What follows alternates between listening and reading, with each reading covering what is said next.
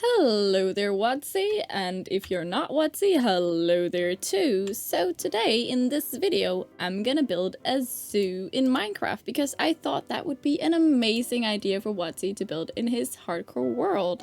I mean, he's already on his way with his many collections of over 100 of insert mob here, just like his most recent iteration of this where he made an enclosure for 100 of the rarest color of axolotl. So I mean, just keep going and you'll soon have like every mob in Minecraft. But enough about WADZEE. I started out by creating the layout for the zoo I wanted. I had already drawn a little sketch of what I wanted, so I had a clear idea of what I was going for, and I created a little mountain and laid out a few paths. All of this was of course done with World Edit. It would be a lot of work without World Edit to do all of this, but if you're doing a challenge in survival or your hardcore world where you're collecting every single mob, including the different types of hostile mobs, yeah, I'm sorry, World Edit is not gonna help you there. It's gonna take a long time. And speaking of things that take a long time and that I need help for, hey, I'm nearing 100 subscribers, so if you want to help me reach that, subscribe. Anyways, now I'm building this underground cavern, and it's really just to have a place where I can house all the hostile mobs that will burn in the sun, because obviously creepers can go above ground, but zombies and skeletons will have to be in the shade all the time, so they're gonna go down here. And this little pot here is gonna be for all the axolotls, because they're cute and adorable, and because while I was filling it with water, one actually spawned in by themselves naturally, so obviously it was meant to be. Then I moved on to the upstairs area, and I tried to make all the different separations in between the different enclosures fit the theme of whatever area they were in. I was planning to make this part a jungle, therefore the walls were made of a mixture of different mossy blocks and stone, and the way I made the walls I pretty much just repeated through the rest of the zoo. But just for the record, if you plan on building something like this, I recommend designing each enclosure to cater a little bit more to the type of mob that you plan on capturing, because I kinda had a lot of escapees, especially with mobs like goats and other types that can jump really high or climb like the spiders, because they gave me a lot of trouble. So yeah, maybe consider a little bit deeper what kind of enclosures you make, especially because the type of zoo I made was pretty much just based on a real life zoo, but there's definitely a lot of ways to do this. You could also make it more of like a museum or have them in little pods. I definitely have seen a lot of ways to capture mobs that are really creative. So there's pretty much just infinite ways to do this. So now is moving on to the part of the zoo that was dedicated to all the farm animals, and that's why I decided to build a little barn. I don't really know if this is how an actual barn looks, but you know, that's what I googled my way to, and I think it turned out pretty cute. But of course, a lot of the farm animals you probably already have captured in your world, so maybe go for something a little bit more interesting. And then I of course added a wheat field because I didn't really know what to put in this area, and then I just moved on to making all the other different types of biomes that I thought a zoo would need, because I kind of wanted all the animals to actually have a place where they would feel at home. But I mean, it's Minecraft. If you want to put a polar bear in a desert, you do you. It's fine. It won't complain. The next area I started building was the swamp area, and this is where I built some of the first custom trees in this world. And I haven't actually built a lot of custom trees ever, so it was kind of hard, but I think they turned out pretty cute. I make some spruce trees that are custom for the biome next to it, and I think they turned out way better, and I kind of just copy paste them all over because I'm lazy and I'm not that creative when it comes to making trees. But hey, I definitely think custom trees is a great way to improve builds, even though I still use like a lot of the normal trees because I didn't know how to make custom jungle trees later on, but you know, I tried. So a thing I found about World Edit when making trees was actually that if you, when you place your leaves, instead of having your brush be 100% of the type of leaf you want, then just add 5% of air in between, it actually made the canopy of all the trees look a lot more poofy, and I kind of like that, but I guess that's all up to preference. I also did edit a lot of it because when you have a brush with World Edit, it's just a round sphere and it looks really artificial if you just slap it onto a tree. So if you want to go for really big builds with a lot of trees, I think it would be better to use a program like World Painter to put in a lot of custom trees instead of having to build them all yourself. But I mean, I'm not the big terraformer, so I'm not an expert or anything, but I've definitely gotten to love World Edit a lot in this build. If you haven't tried out World Edit before, hey, give it a try. It's really awesome if your computer can handle it, of course. Anyways, I'm just rambling. We're actually nearing the end of the building. I did go in afterwards and edit a few more things, but you can see that when I give the tour in a moment.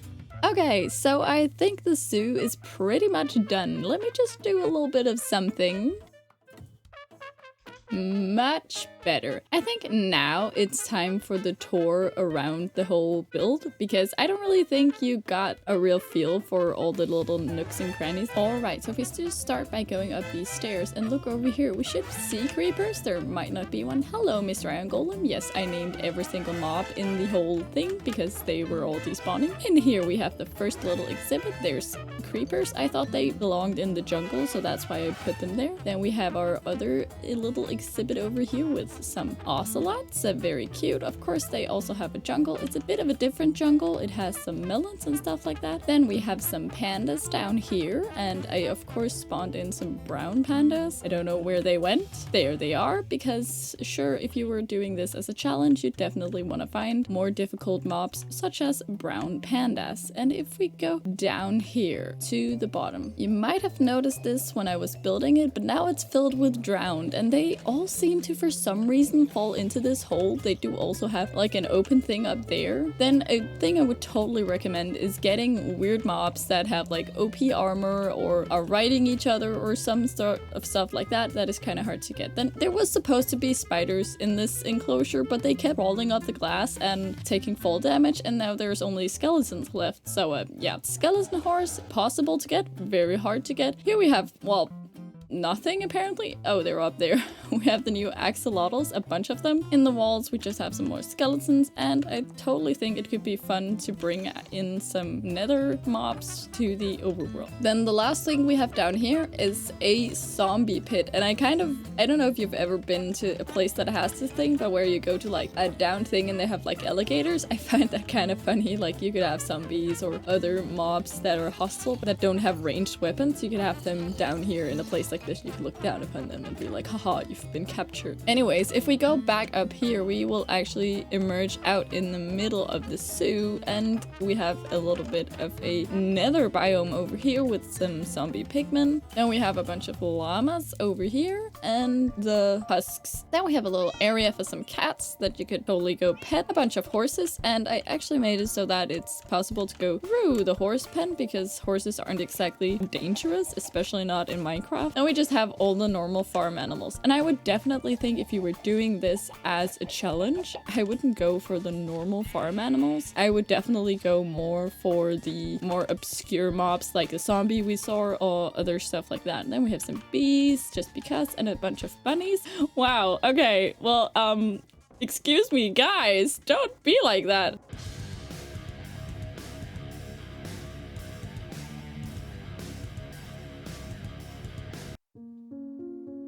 Oh my god, that's brutal. What did we just see? Anyways, we have polar bears.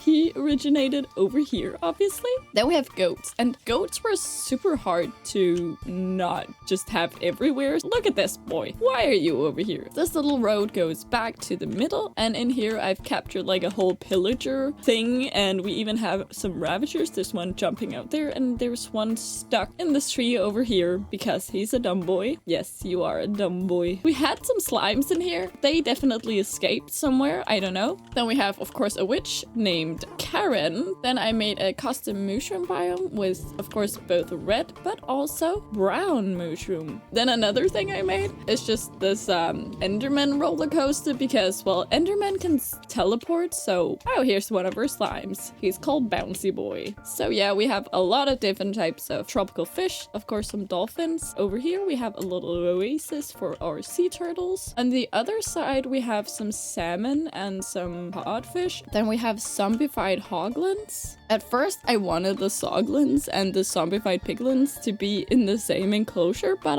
apparently those two species don't like each other, and it was a war. Up here we have our parrot enclosure with a bunch of parrots, and then we're pretty much all the way around. So some mobs I would recommend you definitely get if you want to do this is brown pandas, some of the weird ones like the zombie we had down here. We also have a chicken jockey. This guy doesn't really have anything, he's just a little boy on a chicken, so yeah. Also something like the pillager mobs that we have over here. The ravagers, I don't think they're safe to have out. Lastly, there's of course all the different nether mobs, and some of them can't actually go in the overworld, like the piglins and the hoglins. They will turn into zombified piglins and zoglins if they are brought into the overworld. So this was my take on a zoo in Minecraft where you collect all the weird mobs in one place because you want to flex on all your friends because you're clearly better at Minecraft. But since I will build it in creative, I guess I'm not that much better. And if you're not WADZEE, I guess just have a nice day. I hope you enjoyed the video and maybe felt a little bit inspired. And if you are WADZEE,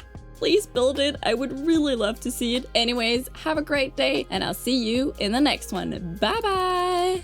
Do you want to watch some more of my great content? Why not click on this video where I lava cast an entire castle? It's really popular and you might like it too.